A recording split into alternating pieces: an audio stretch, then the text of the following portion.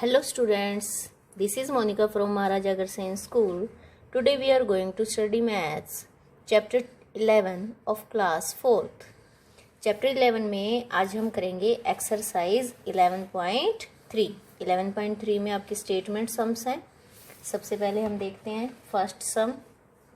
If the cost of a toy is 300 rupees and cost of a book is 127 rupees, find the cost of a book and toy together. यहाँ पे आपसे क्या पूछा है कि पहले तो ये बताया गया है कि कॉस्ट ऑफ एक टॉय की जो वैल्यू है वो 300 रुपीज़ है और एक बुक की जो कॉस्ट दे रखी है वो 127 रुपीज़ है. तो आपको कॉस्ट ऑफ बुक और टॉय दोनों की इकट्ठी बतानी है टुगेदर. तो हम सबसे पहले लिखेंगे cost of a toy. Cost of a toy 300 rupees. Cost of a book 127 rupees. आपको रुपीज़ का साइन अगर गिवन है तो रुपीज़ का साइन जरूर लगाना है. तो cost of book and toy, मतलब हम यहाँ टोटल लिख देते हैं. Total cost of book and toy. तो दोनों को ऐड कीजिए. 724. आपका आंसर क्या आ गया? 427 रुपीज़. ठीक है. अब इसके बाद क्या है, आपसे क्या पूछा गया है सेकंड क्वेश्चन में. कॉस्ट ऑफ स्कूटर इज यहाँ पे 25,497.85. A man has paid an instalment of 21,321.60 rupees. How much is left to pay. यहाँ पे एक स्कूटर की कॉस्ट दे रखी है. एक मैन, एक आदमी उसकी कॉस्ट को इंस्टॉलमेंट में देता है, मतलब किस्तों में दे रहा है. तो how much is left to pay. अगर इसने एक किस्त में इतने रुपए दे दिए तो बाकी कितने रुपए बचे उसको और कितने देने पड़ेंगे. तो इसके लिए हम सबसे पहले क्या लिखेंगे कि cost of scooter, cost of a scooter आपको क्या गिवन है 25,497.85. इसके बाद हम लिखेंगे कि a man paid instalment. A man has paid an instalment. कितनी इंस्टॉलमेंट दी उसने? 21,321 रुपीज़ 60 पैसे. ठीक है. अब वो लेफ्ट आया है तो हम क्या करेंगे यहाँ पे माइनस. तो आप लिखोगे मनी इज़ लेफ्ट टू पे. कितनी मनी उसको देनी पड़ेगी. तो हम यहाँ पे क्या करेंगे माइनस. ठीक है. माइनस करेंगे तो आपका आंसर देखिए क्या आएगा. यहाँ 5, 2, 7 में से 1 कट किया 6, 9 में से 2 कट किए 7, 4 में से 3 1, 5 में से 1 4 और 0. तो आपका आंसर क्या आ गया 4,176.25 रुपीज़. ठीक है. अब थर्ड सम देखिए. The monthly income of Abhinav is 37,569.50 rupees. He spends 29,127.80 rupees. Find his monthly saving. कि अभिनव की मंथली इनकम दे रखी है, वो इतने रुपए खर्च करता है तो उसकी सेविंग कितनी होगी. तो हम लिखते हैं मंथली इनकम ऑफ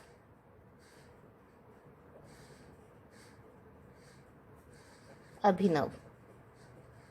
कितनी गिवन आपको 37,569.50. ही स्पेंड्स कितने खर्चता है रुपीज़ 29,127.80. तो अब हमें निकालनी है सेविंग. हिज सेविंग या मनी कितनी सेव कर रहा है, मंथली सेविंग भी लिख सकते हैं हम. तो हिज सेविंग कितनी है इसकी सेविंग माइनस कीजिए. माइनस करेंगे तो हमारा आंसर क्या आएगा यहाँ पे 0, 15 में से 8 कट किए 7, 8 में से 7 कट किए 1, यहाँ आपके बचे 6 ही है, 6 में से 2 4, 5 में से 1 4, यहाँ 7 में से 9 कट नहीं हो सकते तो 17 में से 9 कट किए तो 8, 2 में से 2 0, तो आपका आंसर आ गया है 8441.70 रुपीज़। तो ये आपका थर्ड सम था। अब फोर्थ सम करते हैं। फोर्थ सम क्या है, the cost of a car is, car की कॉस्ट दे रखी है आपको, कॉस्ट ऑफ कार क्या है 3,45,297.70 rupees and cost of horse की कॉस्ट दे रखी है 2,70,521.30 rupees. Calculate total cost of car and horse, दोनों की टोटल कॉस्ट आपसे पूछी है। तो आप यहाँ पे कैसे करेंगे, सबसे पहले लिखेंगे cost of car, cost of a car is equal to 3,45,297.70 rupees. फिर कॉस्ट ऑफ अ हॉर्स की कॉस्ट कितनी गिवन आपको 2,70,521.30 रुपीज़। अब टोटल पूछिए तो हम यहाँ पे इसका टोटल करेंगे तो क्या आएगा, आप लिखोगे total cost of car and horse. तो टोटल का है तो क्या करेंगे, एडिशन कीजिए 0 0, 7 1 8 और 1 9, 9 और 2 11, 5 और 2 7 और 1 8, 5, 7 और 4 11, 3 2 5 और 1 6। तो आपका आंसर यहाँ पे क्या आया है 6,15,819 रुपीज़। यहाँ पॉइंट के बाद 0 0 है, यानी कि पैसे आपको 0 0 मिले हैं यहाँ पे, तो हमें पैसे लिखने की ज़रूरत नहीं है। इस तरह से ये आपकी एक्सरसाइज 11.3 कंप्लीट हो गई है। एक्सरसाइज 11.4 करते हैं हम। फर्स्ट क्वेश्चन क्या है, मल्टीप्लाई द फॉलोइंग। यहाँ मल्टीप्लाई करना है आपको। सबसे पहले गिवन है 63 रुपीज़ 20 पैसे को 4 से मल्टीप्लाई करना है। तो हम करते हैं, सबसे पहले लिखते हैं ₹63.20, इसको 4 से मल्टीप्लाई करके दिखाएंगे। 4 0 ज़ा 0, 4 2 ज़ा 8, 4 3 ज़ा 12, 1 4 6 ज़ा 24 और 1 25। तो आपका आंसर आ जाएगा 252.80 रुपीज़। ठीक है। बी सम देखिए इसका। बी सम में आपको गिवन है यहाँ पे 1023.90 रुपीज़, उसको 52 से मल्टीप्लाई करना है हमें। मल्टीप्लाई और डिवाइड वैसे ही करनी है जैसे आप सिंपल करते हो, बस आपको यहाँ पॉइंट का ध्यान रखना है। तो हम करते हैं, पहले 2 से करेंगे। 2 से करेंगे तो 0 8 7 4 और यहाँ 20। ठीक है।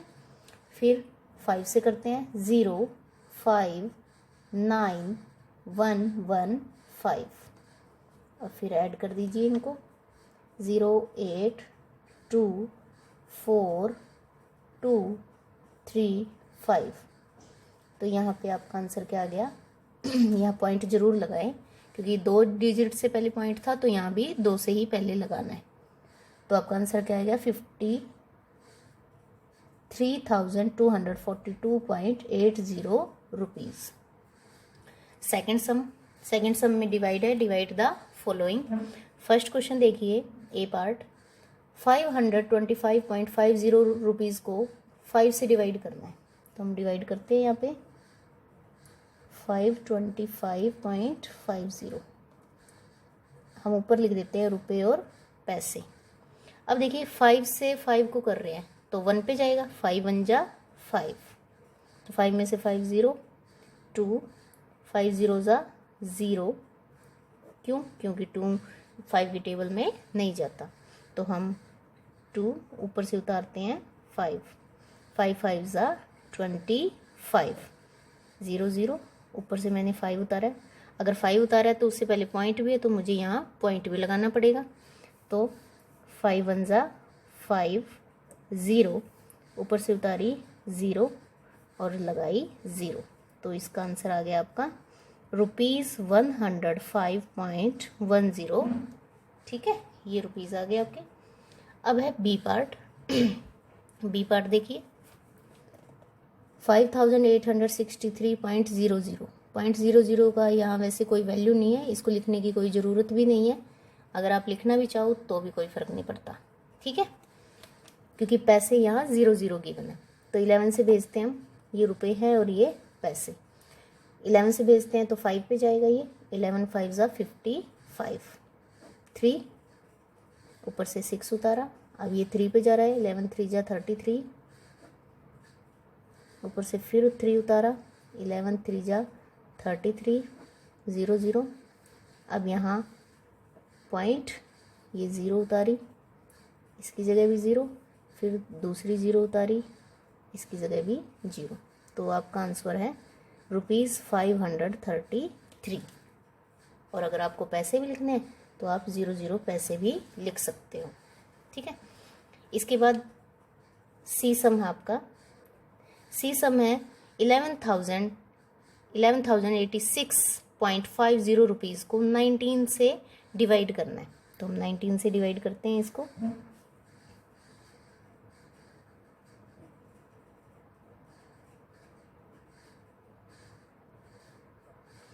आपको इसके लिए टेबल अच्छे से आनी चाहिए, नहीं आएगी तो आपको ये सम नहीं आएंगे बिल्कुल भी। तो करते हैं हम। सबसे पहले ये किस पे जाएगा, 5 पे। 19 5 ज़ा 90, 19 5 ज़ा 95।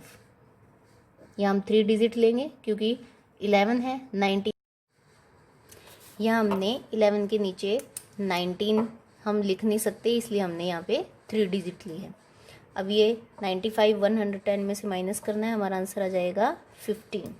अब ऊपर से मैंने उतारा 8, किस पे जाएगा ये, 8 जा पे, 19 8 जा 152, 6 0 0। अब ऊपर से मैंने उतारा 6, ठीक है। अब हमारे पास क्या आएगा, किस पे जा सकता है, 3 जा पे, 57, माइनस कीजिए 9, यहाँ 0, ऊपर से मैंने उतारा 5,